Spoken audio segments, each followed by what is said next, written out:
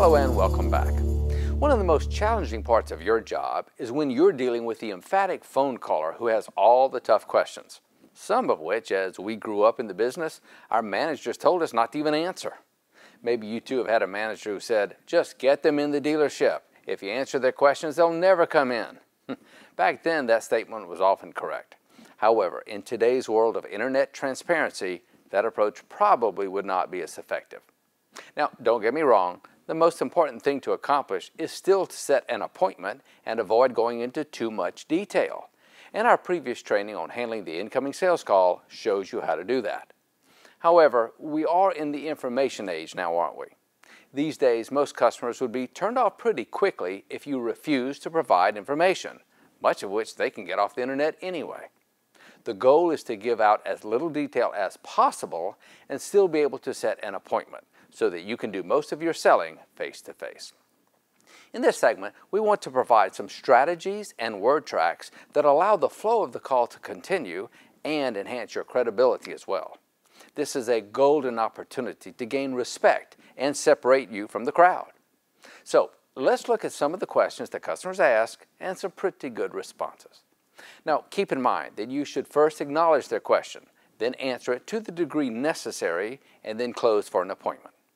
You see, some salespeople answer a question and then stop talking. The silence creates a dead space, and that actually motivates the customer to keep asking questions. That is not what you want. So, what are some of these tougher questions they ask?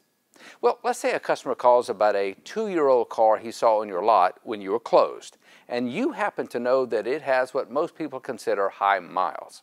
Since that is not generally going to be a positive, it makes it a bit trickier to answer the question, how many miles does it have?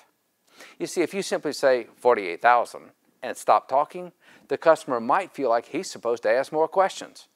Or he might even say, oh, okay, thanks, and hang up because he did feel that that was too many miles.